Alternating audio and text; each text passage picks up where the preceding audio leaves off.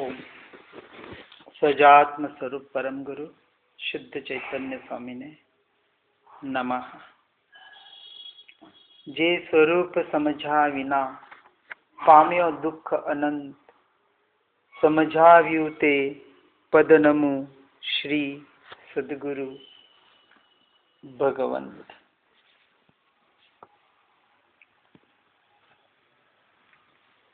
चौबीसवें वर्ष में एक श्रीमद जी ने अपना काव्य लिखा था, इस पर हम कुछ भाव समझने का प्रयास करेंगे। जड़ और चेतन के स्वभाव को समझने का प्रयास करेंगे।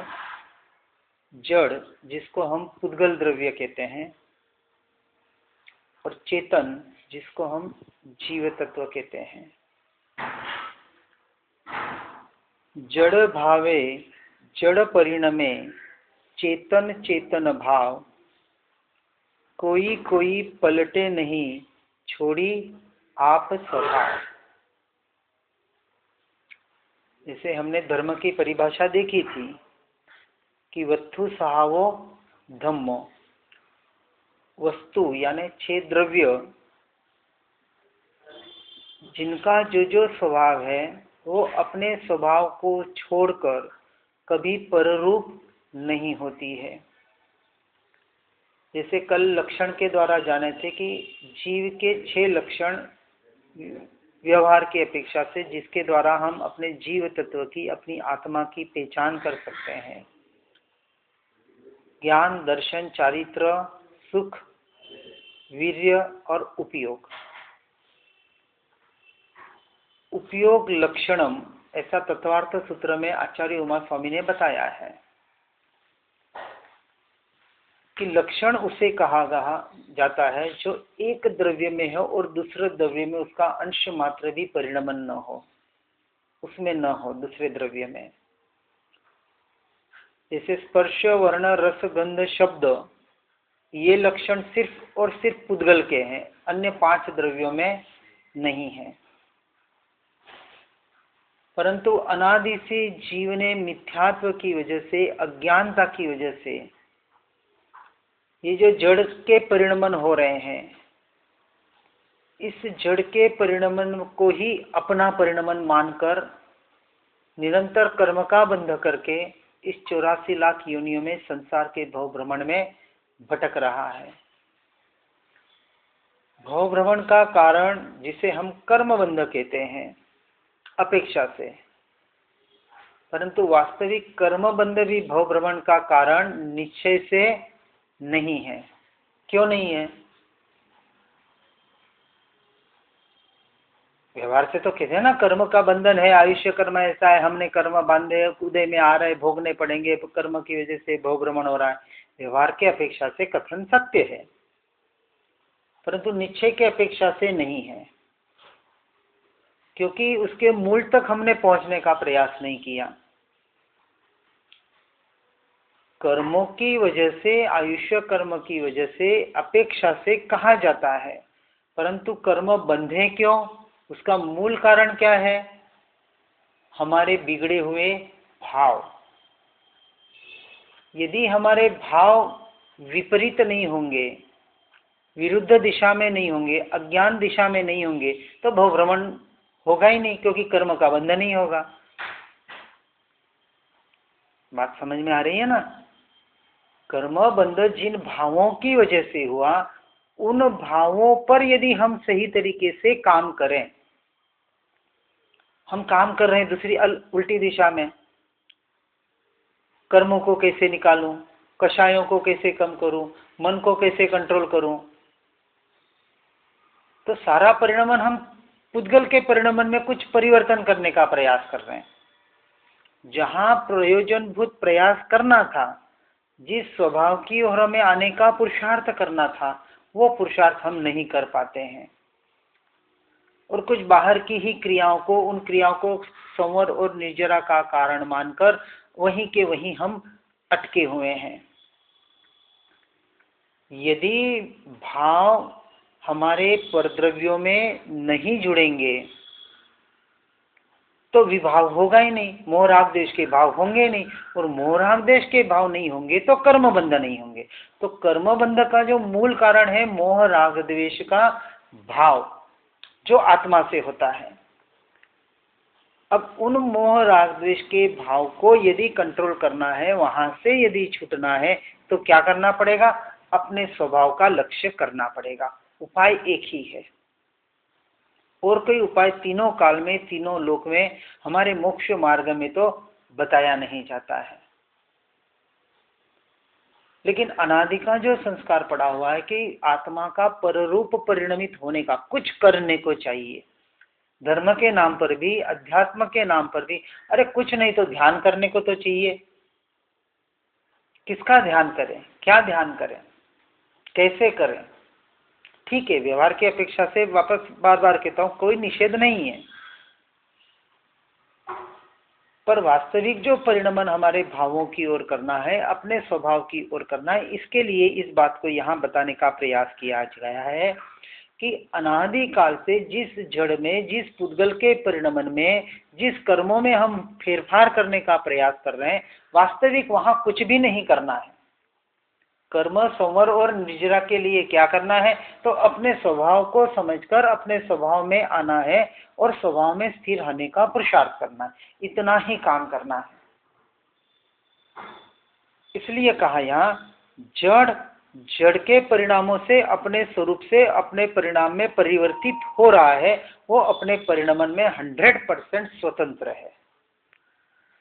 चेतन चेतन भाव, और चेतन जिसे हम जीव कहते हैं, चेतन निरंतर अपने परिणमन में अपने से अपने में परिणमित हो रहा है, ऐसा निश्चय का कथन है। अभी भी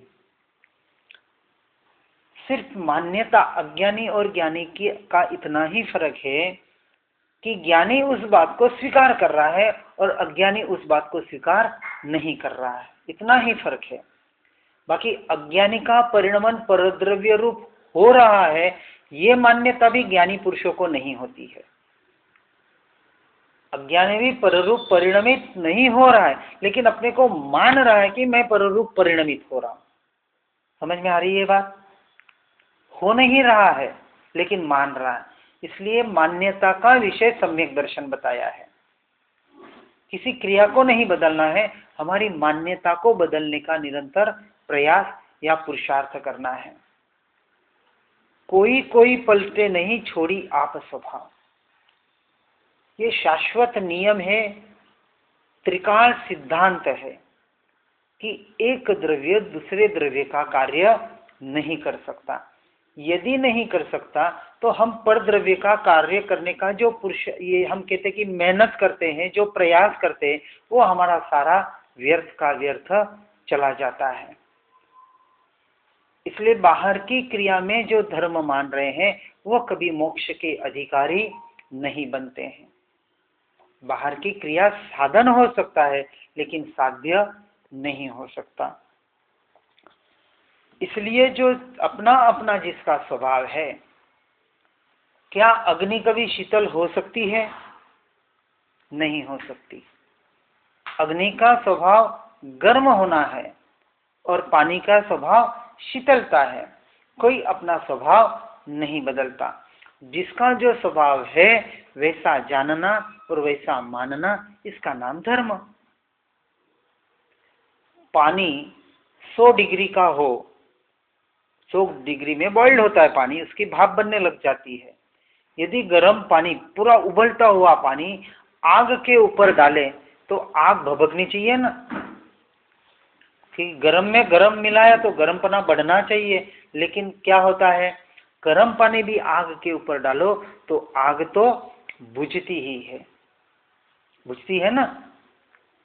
तो उस गर्म पानी ने आग को बढ़ाया नहीं, क्योंकि पानी का स्वभाव शीतलता है, तो वो आग को ठंडा ही करेगा, चाहे वो गर्म भी क्यों नहीं हो जाए। और पानी भी गर्म क्यों हुआ? जब वो आग के संपर्क में आया तब गर्म हुआ ना, कि ऐसे ही गर्म हो गया? ऐसे तो गर्म नहीं होता है पानी पड़ा पड़ा। तो पानी अपने स्वभाव को न छोड़ते हुए जब वो किसी के संपर्क में आता है यानी अग्नि के संपर्क में आता है तो गर्म होता है। उसी तरह आत्मा जब अपने स्वरूप में, अपने स्वभाव में होता है तो मोह राग द्वेष रूप परिणमित नहीं होता है। परंतु जब अपना आत्मा पर के संयोग और संपर्क में आता है, यानी अपने उपयोगों को पररूप परिणमित हुआ ऐसी जो भ्रांति से मानता है, तब वो मोह राग द्वेष रूप परिणमित होता है। और जब मोह राग द्वेष रूप परिणमित होता है तब वो कर्म का बंध करता है। तो यदि कर्म से छूटना है तो काम क्या करना पड़ेगा? मोह राग द्वेष से छूटने के लिए निरंतर अपने स्वभाव में रहने का ही पुरुषार्थ करना है।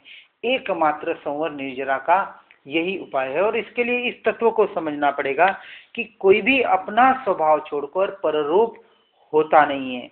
हम जो ये मान रहे हैं कि मैं पररूप हो रहा हूं, इस भ्रांति को जड़ मूल से निकालना है। आगे बताते हैं, जड़ते जड़ तृण काल मा चेतन चेतन तेम प्रगट अनुभव रूप छे संशय तेमा केम। के प्रयोगों के आधार पर, दृष्टांतों के आधार पर भी हमने जैसे पानी और अग्नि के माध्यम से उसको समझने का प्रयास किया। जैसे समुद्र की भी लहरें होती हैं, समुद्र को सबसे गंभीर बताया गया है, शांत बताया गया है, बताया गया ना। जैसे सागर वर गंभीरा हमारे में बोला जाता है कि सागर से गंभीर, क्योंकि उस तत्व को, गंभीरता को समझने के लिए सागर की उपमा दी गई है। लेकिन हम जब भी हमने सागर को देखा, क्या गंभीर देखा? कैसा देखा? उफानता हुआ देखा ना। लहरें आती हैं, जितनी हवा तेज होती है उतनी उसकी बड़े बड़े, जैसे कभी कभी फोटो आते हैं हमारे समुद्र के तट पर, चेन्नई के तट पर हो, मुंबई के तट पर हो, जब हवा तेज चलती है बारिश के समय में तो 20-20, 25-25 फीट तक वो लहरें उछलती है। और जब भी हम समुद्र के तट पर होते, अरे ये तो इतना उछलता हुआ पानी है, लहरें की लहरें दिख रही हैं, तो सागर को गंभीर कैसे कहा? तो यदि सागर के गंभीरता का अनुभव करना होगा तो कहाँ जाना पड़ेगा? तट से दूर जाना पड़ेगा और समुद्र के गहराई में जाना पड़ेगा। जो तट से दूर गए और समुद्र के जितने नीचे गहराई में उतरे, उन्होंने उस सागर के गंभीरता का अनुभव किया हुआ है। जो समुद्रों में डुबकियां लगाते हैं ना, उनको जाके कभी पूछना कि आप सागर में गए, इतने दूर जाके आपने इतनी छलांग लगाई और जितने आप गहरे गए, क्या वहां आपको सागर में कुछ लहरें दिखी, कुछ हलचल दिखी? तो क्या नहीं, वहां तो एकदम शांत स्वरूप सागर हमको दिखाई दिया। तो कहने का तात्पर्य कि जब तक हम इन लहरों से दूर नहीं होंगे, लहरें कौन सी है? ये संसार के निमित्त से परद्रव्य में एकत्व करने की वजह से अपने आप जो कषाय रूप हम परिणमित हो रहे हैं, मोह राग द्वेष रूप जो परिणमित हो रहे हैं, और उसको अपना स्वभाव मान रहे हैं कि देखो इनका तो ऐसा स्वभाव, इनका तो ऐसा स्वभाव, मेरा तो ऐसा स्वभाव। विभाव को ही अपना स्वभाव मान लिया, तो स्वभाव तक कैसे पहुंच पाएंगे? स्वभाव की पहचान ही नहीं है। स्वभाव किसे कहा, स्वभाव का स्वरूप क्या है, इसकी पहचान नहीं होगी तो कैसे? जिन्होंने भी बताया है उन्होंने उस समुद्र के दूर जाकर, उसके गहराई में उतरकर जो अनुभव किया, उस अपने स्वयं के अनुभव के आधार पर ये सारी बातें बताने का प्रयास किया है। तो हमें भी क्या करना पड़ेगा? उनका अनुभव हमारे काम आने वाला है। कोई खाना खाएगा, हमारा पेट भरने वाला है? कभी नहीं भरेगा। तो हमारा पेट भरने के लिए खाना तो हमें खाना पड़ेगा। तो उस गहराई में जाने के लिए, उसमें डुबकी लगाने के लिए, अपने भीतर जब तक हम स्वयं में डुबकी नहीं लगाएंगे, हमारे भीतर नहीं जाएंगे, तो उसकी गहराई का, उसकी शांतता का, उसके स्वरूप का अनुभव हम कैसे कर पाएंगे? अर्थात कभी नहीं कर पाएंगे। सिर्फ पढ़ लिया, सुन लिया, अच्छा लगा, सच्चा भी लगा, इससे क्या हो जाएगा? कोई खाने की रेसिपी हम हमारी माताएं बहनें बनाती हैं, पढ़ लेते सुन लेते हैं और टीवी पे कभी देखते हैं, वहां बताया जाता है इतना स्वादिष्ट लगता है, इतना अच्छा लगता है, इतना मजेदार है, क्या उससे हमें मजा आ जाएगा?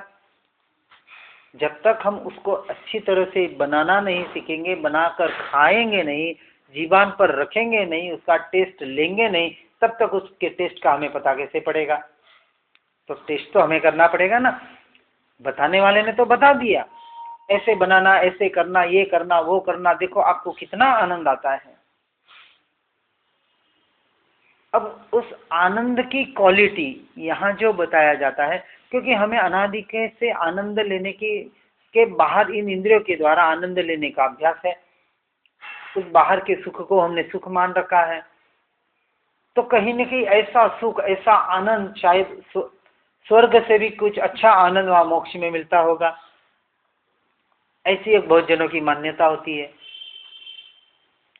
हमें एक साधक मिले थे 4-5 साल पहले, 2-3 दिन आए सत्संग में, आनंद आया उनको। हमने कहा स्वर्ग से भी अनंत गुना आनंद मोक्ष में आता है, उनको बहुत अच्छा लगा। 1-2 दिन पढ़ा, आए बैठे, और एक दिन यही उन्होंने प्रश्न किया, क्या डाउट आया होगा कि मोक्ष का आनंद कैसे होता है, सुख कैसे होता है?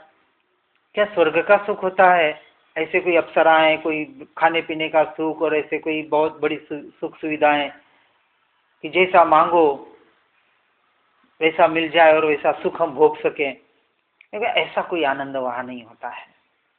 भूल के भी भ्रांति में मत पड़ जाना कि ऐसे संसार में जिसको हम सुख और आनंद कहते हैं वैसा कोई आनंद होता है। तो फिर कैसा होता है? मैंने क्या कहा, आपको ऐसा आनंद और सुख चाहिए? कि हम तो ऐसा ही मान रहे हैं। क्या आप संसार में जो जीवन जी रहे हैं, आप जिसको सुख मानते हैं, क्या वो सुख परमानेंट टिकता है? नहीं टिकता। जिस सुख के बाद दुख रहा हुआ है, उस सुख को आप वास्तविक शाश्वत सुख कैसे मान सकते हैं? और मान रहे हैं आप, तो आप कहीं ना कहीं भ्रांति में जी रहे हैं। तो उस सुख की और उस आनंद की क्वालिटी अलग है। जब हम अपने स्वभाव में होते हैं, स्वरूप में होते हैं, और जो ऋषि मुनि इस मार्ग में आगे बढ़े हैं, क्या उनको कभी हमने दुखी होते हुए देखा है? तो उसका उत्तर आएगा नहीं।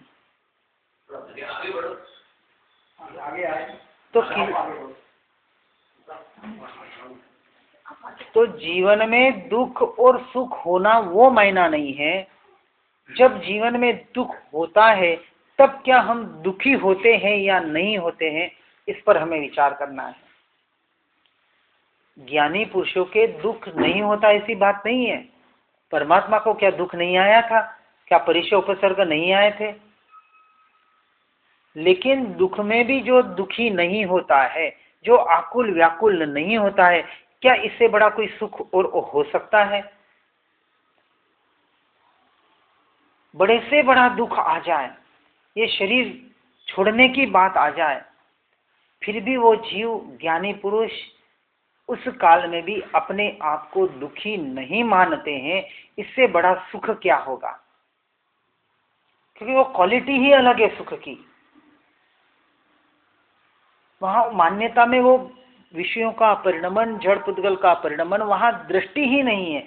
दृष्टि का विषय जिनका निरंतर ज्ञान स्वभाव, सुख स्वभावी भगवान आत्मा बना हुआ है, वो उन दुख के काल में भी उन दुखों को, बाहर के सुखों को अपना नहीं मानते हैं। अपना नहीं मानते ये तो चौथे गुण स्थानक में होता है, लेकिन छठे गुण स्थानक में उन देह की क्रिया पर, देह के सुख दुखों पर उपयोग ही नहीं जाता है। ऐसे निरंतर अपने स्वरूप में रहते हुए अपने सुख को ही जो निरंतर भोग रहे हैं, वो दुखी कैसे हो सकते हैं?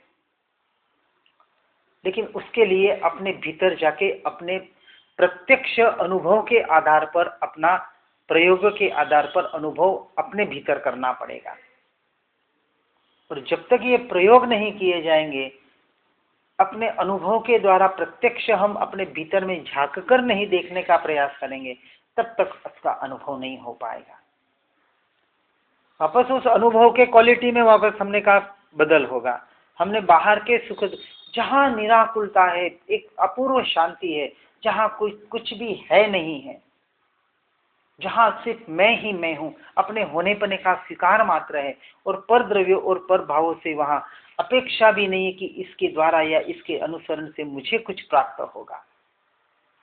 जहां कोई आशा नहीं, कोई अपेक्षा नहीं, किसी से कोई इच्छा नहीं, ऐसा जिसका निराकुलमय जीवन हो जाता है, उसके सुख का तो क्या कहना।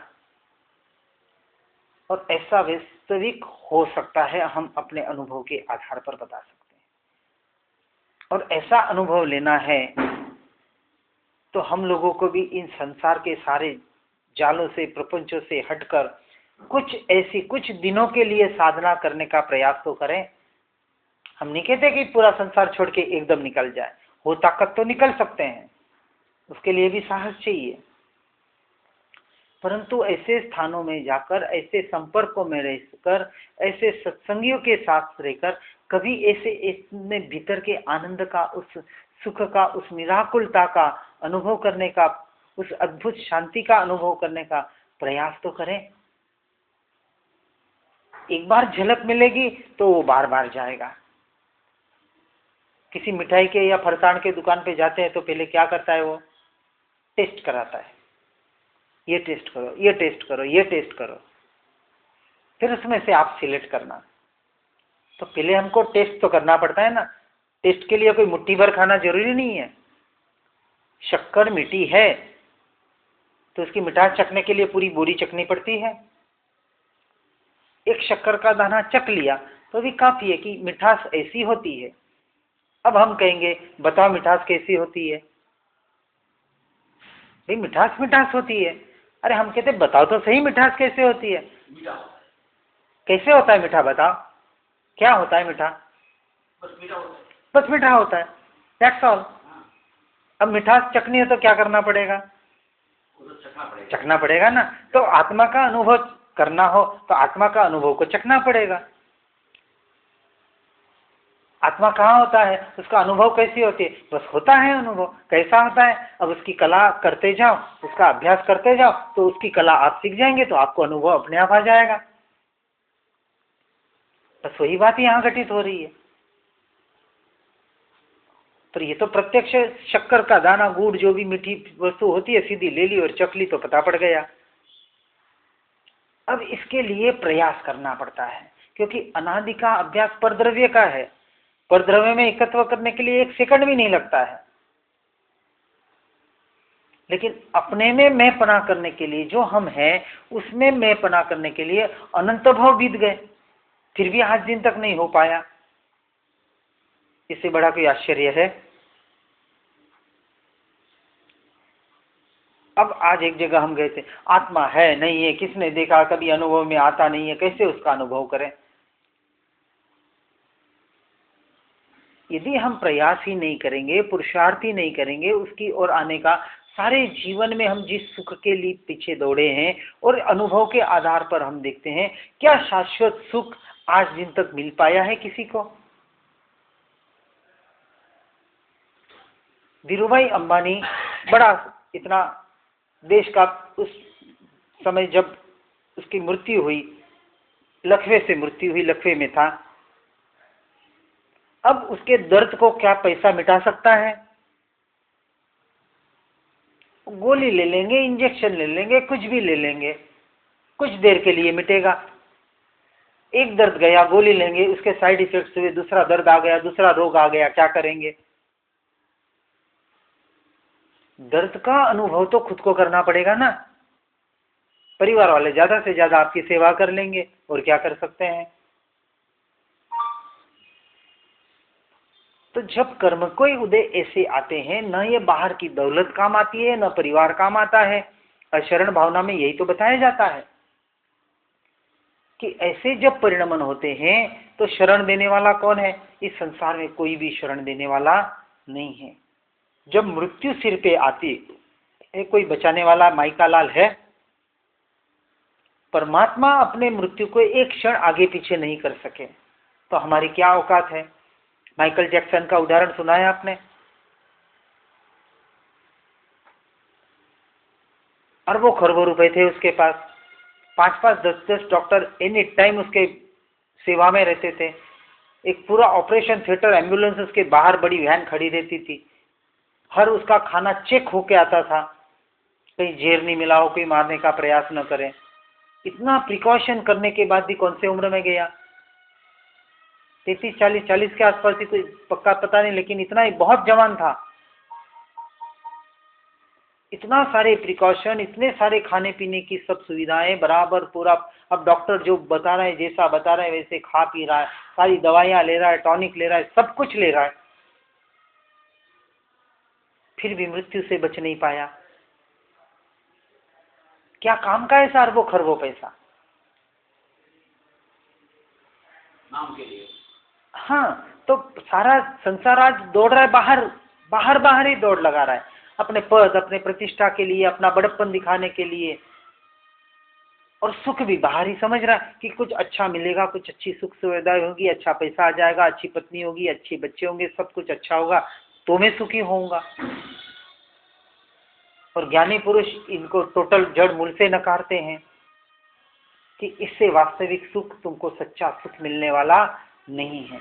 भले आप क्षणिक सुख मिल सकता है, आप उसमें भ्रांति से उसको मान भली लें, यदि इस मार्ग का यदि सच्चा अनुभव करना हो तो इस वास्तविक तत्व को हमें समझना पड़ेगा। और इसलिए कहा, जड़ से जड़, जड़ तीनों काल में जड़ ही रहेगा, तीनों काल में चेतन चेतन ही रहेगा, एक दूसरे रूप कभी परिणमित हो ही नहीं सकता, ऐसा शाश्वत नियम है। परंतु जब तक प्रगट अनुभव स्वरूप उसका हम अनुभव नहीं करेंगे, तब तक हमें उस तत्व की महत्ता पता ही नहीं पड़ेगी। और अनुभव करने के लिए ऐसा तो है नहीं कि शक्कर ले लिया और चख लिया और अनुभव कर लिया। इसके लिए साधना बताई जाती है, ये एक पूरी आराधना है, पूरा ये मार्ग साधना का मार्ग है, उसके लिए साधना करनी पड़ेगी।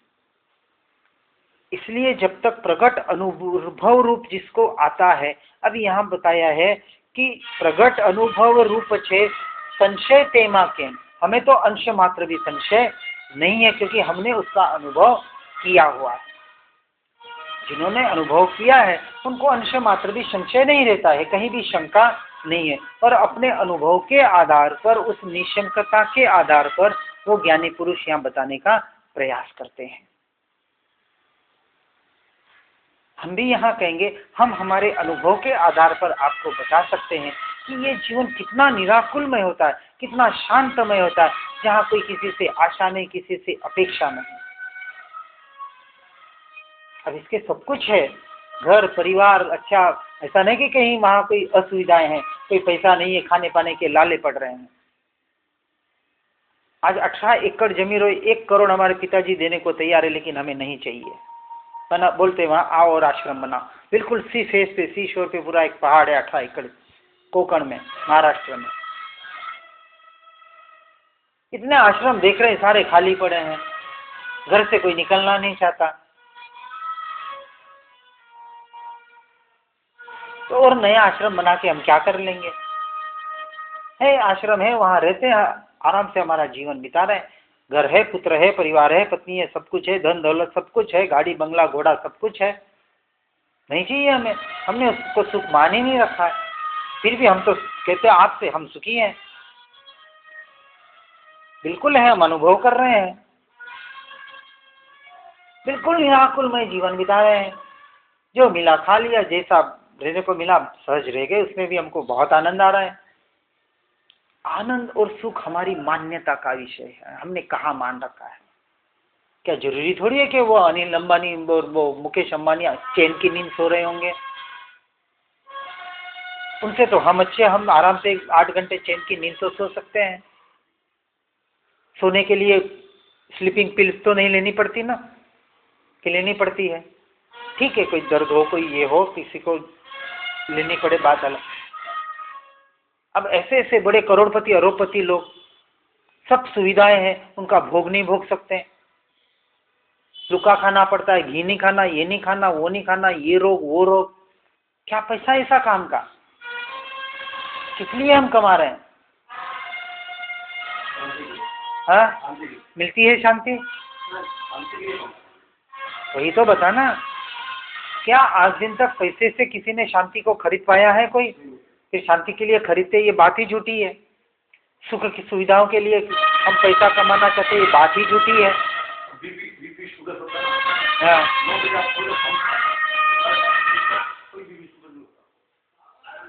कहने का तात्पर्य ये है कि हमारी जो मान्यताएं हैं, रॉन्ग बिलीफ है, उस मान्यताओं में हमने कहीं ना कहीं पर द्रव्यों में ऐसा माना है कि पर होगा या पर द्रव्य होगा, ऐसा कुछ पर का परिणमन होगा तो मैं उस तत्व को पा सकता। कहीं न कहीं जीव ने पर द्रव्यों में, पर विषयों में, भोगों में ही सुख और शांति ढूंढने का आज दिन तक प्रयास किया। हम ज्ञानी पुरुषों के कथन सुनते हैं, पढ़ते हैं, लेकिन उसको समझकर ऐसा जीवन जीने का कितना प्रयास किया? कभी करके तो देखें। 2-4 दिन जाके ऐसे एकांत स्थान में रहकर घूमने फिरने तो ऐसे जाते हैं हम, लेकिन वहां जाके भक्ति करें, उन्होंने जो मार्ग बताया उस तरह से प्ररूपित करने का अपना प्रयास करें, पुरुषार्थ करें, निराकुल में एक जीवन जीने का प्रयास करें।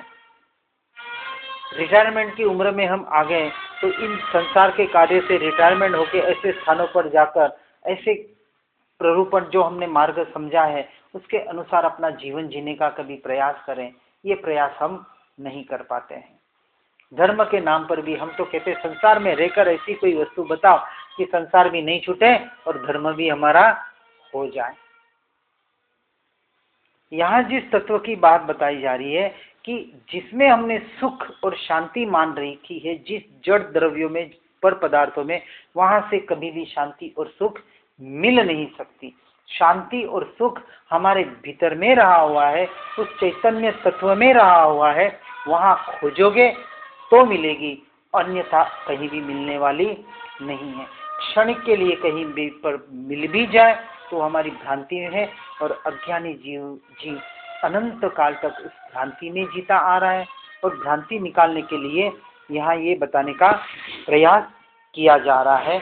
आगे बताते हैं, जो जड़ है वह तीनों काल में जड़ रहता है और चेतन चेतन रहता है। बंध मोक्ष तो नहीं घटे, निवृत्ति निवृत्ति नोय। इसका अर्थ कहते हैं कि यदि जड़ तीनों काल में जड़ रहता है और चेतन चेतन रहता है तो फिर बंध और मोक्ष आदि अवस्था घटित नहीं होती अथवा प्रवृत्ति या निवृत्ति का संभव भी नहीं होता है। यदि इस मान्यता को हम पक्का कर लें, जो बताया गया कि जड़ जड़ रूप से परिणमता है, चेतन चेतन रूप से परिणमता है, एक द्रव्य दूसरे द्रव्य का अंश मात्र भी कार्य नहीं कर सकता। इस तत्व को हम भेद ज्ञान के द्वारा समझाने का प्रयास करते हैं। जब भेद ज्ञान के द्वारा इसको समझाने का प्रयास किया जाता है कि जो कुछ भी जड़ का परिणमन हो रहा है, पुद्गल का परिणमन हो रहा है, मन वचन काया का परिणमन हो रहा है, उससे आत्मा को यानी मुझे क्या कुछ लेना देना है? यदि इस तत्व को समझे तो यदि चेतन चेतन रूप परिणमित हो रहा है ऐसा माने, जड़ जड़ रूप परिणमित हो रहा है ऐसी मान्यता पक्की हो जाए, एक द्रव्य यानी चेतन द्रव्य जीव द्रव्य पुद्गल का मन वचन काया का कुछ कर नहीं सकता और मन वचन काया ये जो जड़ द्रव्य है चेतन द्रव्य का जीव का कुछ नहीं कर सकती, ये मान्यता यदि पक्की हो जाए तो क्या पर के परिणमन से हमें सुख या दुख हो सकता है? जब मान लिया कि शरीर में कोई रोग आया और यहां मान्यता होगी कि रोग शरीर में आया, मुझे नहीं आया, यदि ये मान्यता, एक विचार करें, कल्पना, जैसे हम बहुत सी कल्पनाएं करते हैं तो ऐसे कल्पना करें, हमारे घर के बाहर में कोई बच्चा इधर उधर भटक रहा है, पता नहीं किसका बच्चा है, तो आपको क्या सुख या दुख कुछ होगा? क्योंकि कोई पराया बच्चा है, पता नहीं, कोई पहचान वाला भी नहीं है, पड़ोसी का नहीं है, दोस्त का नहीं है, ठीक है, कोई आया है और जा रहा है, 5-10 बार इधर उधर चक्कर, आपको उल्टा उस पर डाउट आएगा, कहीं चोरी बीरी करने तो नहीं आया ना, कुछ करने तो नहीं आया ना। ऐसे उल्टी चिंता, उस बच्चे की कुछ चिंता होगी? नहीं होगी। ज्यादा से ज्यादा चिंता नहीं होगी, पर आप क्या करेंगे, पुलिस को फोन करके और बुला के, देखो ऐसा कोई बच्चा, कोई व्यक्ति यहाँ भटक रहा है, उसको देखो कहीं, मतलब वो डाउट वाली बात होगी, उसमें कोई अपनापन नहीं होगा, क्योंकि उसको पर मान रखा है, पराया मान रखा है। जब तक पर वस्तु को पराया नहीं मानेंगे और स्व वस्तु को अपना मानेंगे ही नहीं, तो ऐसा परिणमन कहां से होगा? अब बाहर तो हम बराबर कर रहे हैं, लेकिन यहां वो नहीं घटित कर पा रहे हैं। किया आज दिन तक कभी यहां करने का प्रयास? जो यहां यही इस बात को बार बार जोर देने का प्रयास किया जा रहा है कि मन वचन काया जड़ है, पुद्गल है, जीव की वस्तु मेरी वस्तु नहीं है। इसका पहले आप निर्णय करो। उस निर्णय का नाम सम्यक दर्शन है। सम्यक दर्शन और किसी चिड़िया का नाम नहीं है। जो वस्तु मैं नहीं हूं, मेरी नहीं है, जिसकी वजह से जीव निरंतर सुखी और दुखी हो रहा है, यदि इसमें एकत्व ही नहीं हो, वो उस वस्तु में मैं और मेरा पना ही नहीं हो, तो क्या आप सुखी दुखी होंगे? कोई बीमारी आई तो तकलीफ किसको? शरीर को होगी, मन को होगी। उससे आत्मा से क्या लेना देना? यदि उस वस्तु को पर मान ले, पराया मान ले, बात समझ में आ रही है ना? पहले उसको माना ही नहीं ना हमने पराया, उसको तो अपना माना रखा है। मुझे बीमारी हो रही है, मुझे दर्द हो रहा है, यही तो मिथ्यात्व है। ये मूल उस बेस तक हम नहीं पहुंच पा रहे हैं। उसको बेस तक पहुंचने के लिए हम आगे फिर अभ्यास बनाते हैं। पहले उसका स्वीकार तो हो एक बार। कल ही बात हुई, मन मनोवर्गणा से बना, ये भाषा भाषा वर्गणा से बनी, कर्म कर्मण वर्गणा से बना, ये शरीर औदारिक वर्ग सारा पुद्गल से बना हुआ है। लेकिन सबसे बड़ी भूल जीव की क्या है? उसको उसने अपना मान रखा है, मेरा मान रखा है, इसलिए दुखी हो रहा है। अब ये जो बच्चा घूम रहा है, उससे आपको क्या सुख और दुख हो रहा है? वो बच्चा अच्छे कपड़े पहन के आ रहा है, अच्छे जेवरात पहन आ रहा है, उससे क्या आप सुखी हो रहे हैं? या वो बच्चा कोई भिखारी के फटे पुराने कपड़े पहने आया है, मेला चला है, उससे आपको कुछ दुख हो रहा है? क्योंकि इसमें एकत्व नहीं है। और वही आपका बच्चा अच्छा सज धज के अच्छे कोई इसमें अच्छा दिखने लग जाए, उसकी वाहवाही हो जाए, आप सुखी होते हैं कि नहीं? आपको बहुत अच्छा लगता है कि नहीं? क्योंकि उसमें एकत्व है, मैं और मेरापना है। उसी बच्चे को कुछ दर्द हो जाए, कहीं गिर जाए, कुछ लग जाए, आप दुखी होते हैं कि नहीं होते? क्यों दुखी होते हैं? उसमें एकत्व किया हुआ है। ये भी बच्चा है, वो भी बच्चा है। तो मूल से जब तक इस देह से एकत्व बुद्धि नहीं हटेगी, उसको निकालने का प्रयास नहीं करेंगे और वही एकत्व बुद्धि अपने स्वरूप में, अपने स्वभाव में करने का प्रयास नहीं करेंगे, तब तक जीव उस शाश्वत सुख की ओर, उस मोक्ष मार्ग की ओर नहीं बढ़ सकता।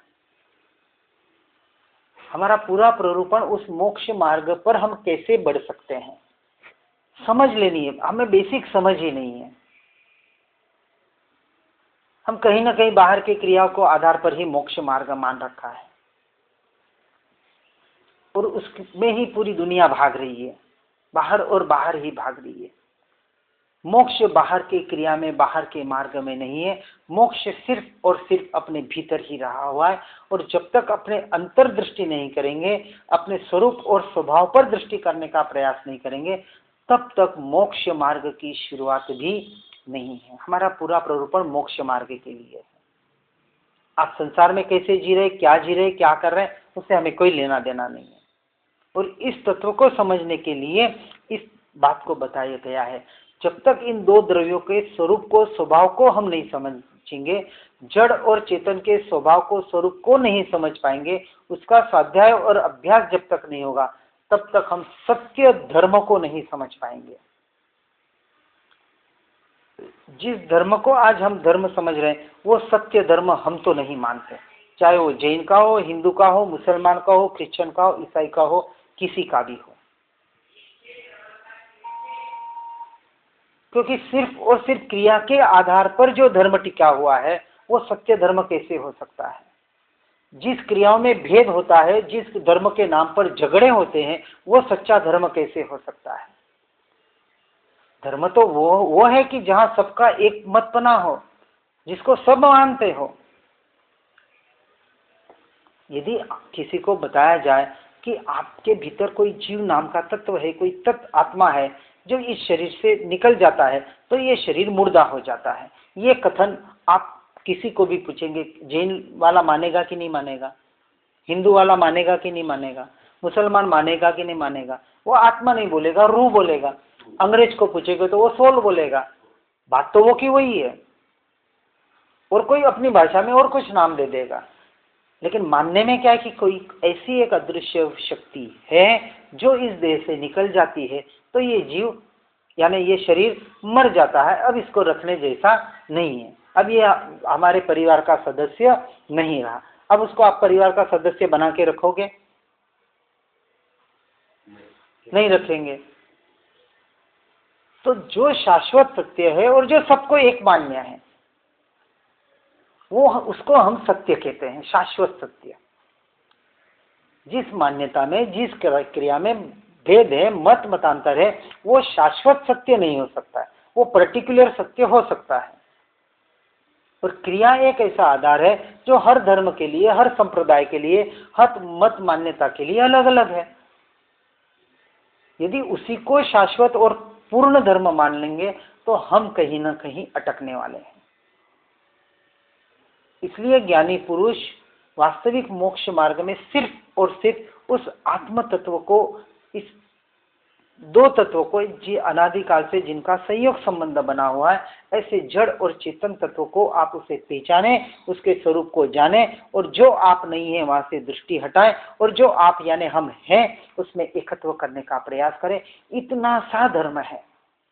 सब कुछ समझाने का, सब कुछ कहने का तात्पर्य एक ही है, उसको पहले आप स्वीकार करें। इसका ही स्वीकार करना बहुत भारी काम हो जाता है। स्वीकार हो तो वो आगे बढ़ेगा, स्वीकार ही नहीं हो तो ठीक है, बाहर जैसा चल रहा है अनादिकाल से चलता रहेगा। सारा प्ररूपण उस स्वीकार भाव के लिए बताया जाता है, और जब तक स्वीकार भाव नहीं होगा तब तक जीव आगे नहीं बढ़ पाएगा। इस भाव को बंध मोक्ष की ये सारी प्ररूपणा बताई गई है, ये सारी इस बेसिक मान्यता पर कि जब तक आप जड़ और चेतन के स्वरूप को और स्वभाव को नहीं समझेंगे, उसके अनुसार आगे बढ़ने का प्रयास नहीं करेंगे, तब तक आप उस तत्व तक, मोक्ष मार्ग के क्रिया को आगे बढ़ा नहीं पाएंगे। इसको सही समझकर और कोई भी प्रश्न हो तो आगे आप पूछ सकते हैं। शेष आगे जिना के विरुद्ध कुछ भी कहा हो तो मिच्छामि दुक्कड़म।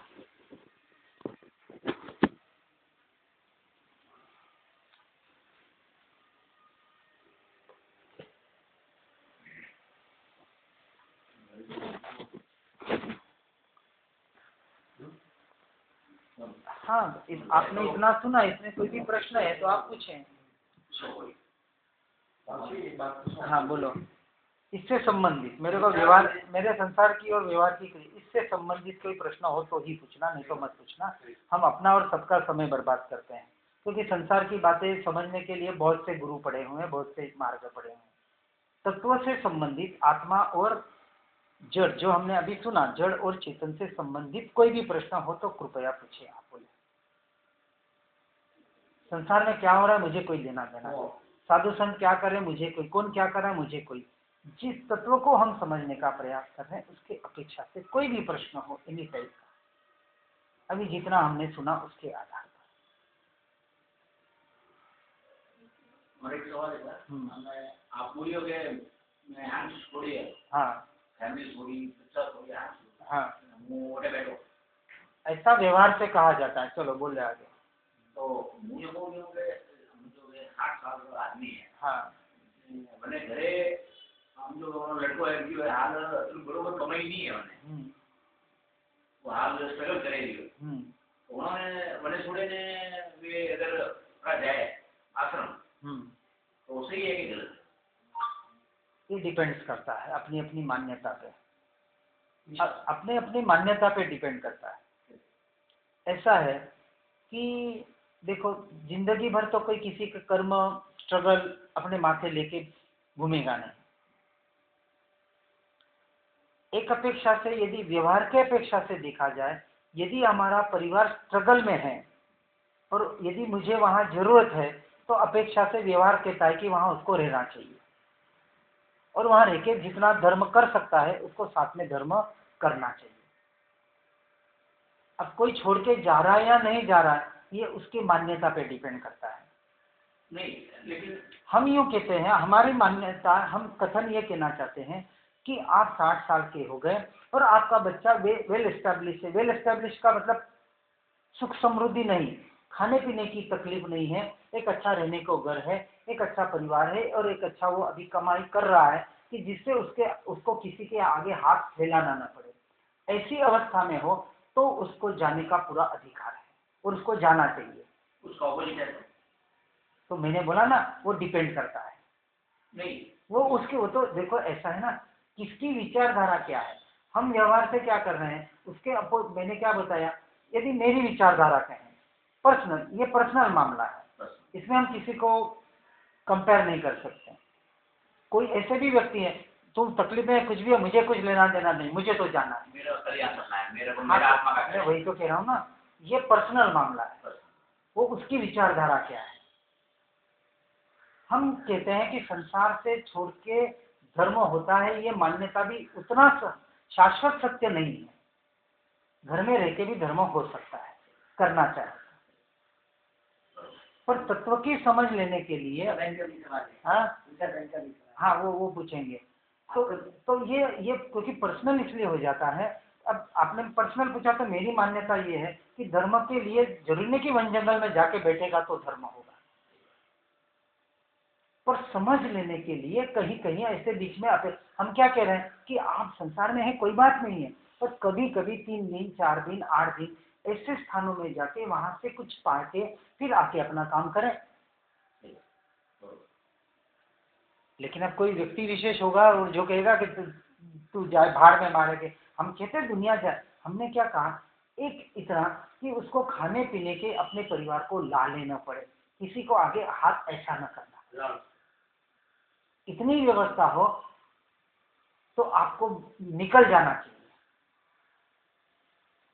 बिल्कुल, पहले क्या होता था, एक परिवार संसार चलाते थे। 50 साल जो वानप्रस्थ अवस्था में क्या किया जाता था कि अच्छा है, घर खाना पीना सब बढ़िया, रहना पीना सब कुछ है, बच्चे की शादी होगी, अब बच्चा है, और बच्चा पहले तो बाप दादा के बिजनेस ही संभालते थे, तो बचपन से पढ़ते पढ़ते ही वो साथ में दुकान पे आना जाना, मारवाड़ियों में जनरली होता भी है ऐसा कि पढ़ते पढ़ते भी दुकान पे भी बैठते तो व्यवहार भी सीख लेते, तो उनको कोई ऐसा सिखाना नहीं पड़ता है। तो जाना नहीं पड़ता है, लोग नहीं तो भी अभी इतना प्रचलन नहीं हुआ है, वो वृद्धाश्रम की बात हो गई। पर अपने समाज में अभी तक ऐसा कोई विशेष घटित नहीं हो रहा है। ठीक है, कहीं कहीं हो रहा होगा, पर हमको खुद ही निकल जाना चाहिए इसके पहले कि बच्चे भेजते हैं। यदि परिस्थिति अच्छी है, वेल एस्टेब्लिश है, तो हमें संसार में रहने का, मैं तो कहता हूँ, अधिकार ही नहीं है। मोह छूटता नहीं है। हाँ तो वही तो मोह माया ने तो अटका रखा है, तो मोह छोड़ना पड़ता है। ये वस्तु स्वरूप को समझना पड़ता है। ये ज्ञानी पुरुष वस्तु स्वरूप को क्यों समझा रहा है, जो अपना बच्चे नहीं है, अपनी फैमिली नहीं, हाँ, वो छोड़ नहीं, और इसका अभ्यास पहले से करना पड़ता है। जितने हम स्वरूप को समझेंगे, जितने वस्तु स्थिति को समझेंगे स्वाध्याय के द्वारा, उतना ऑटोमेटिक मोह छूटता है। ये जड़ चेतन का परिणमन क्यों समझाने का प्रयास किया जाता है कि अरे भाई, तू जिसको तू मैं और मेरा मान रहा है, निरंतर उसको स्वाध्याय चिंतन से, गीता में भी सब सारे ये उपदेश दिए हैं, हर धर्म वाले ये तो उपदेश देते ही हैं। मेरा कुछ है ही नहीं है। हाँ, पूरा गीता का जो सार बताया, सार तो यही है।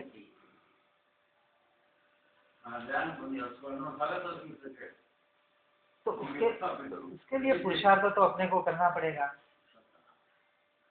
पहले वो रुचि जगह, फिर क्या करना वो आगे की बात हो गई, कैसे करना वो आगे की बात हो गई।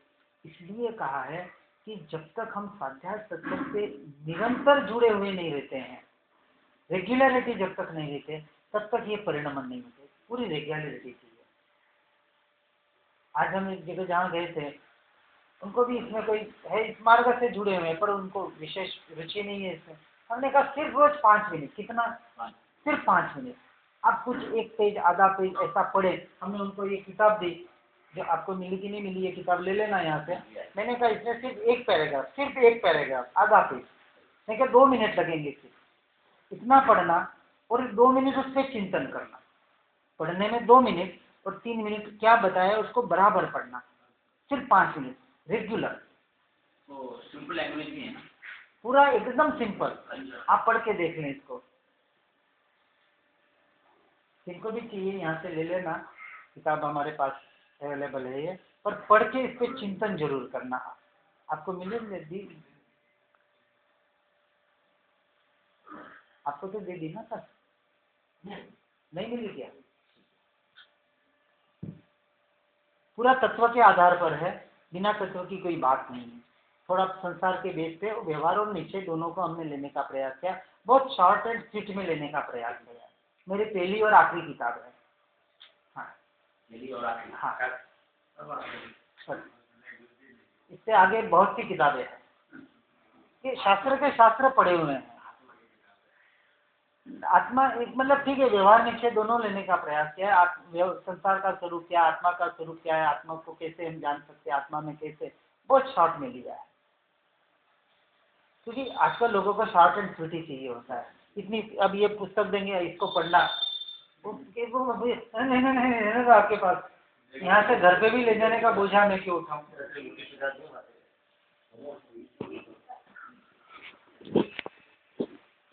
इसलिए मैंने क्या कहा कि वास्तविक ये तो परिणमन सबका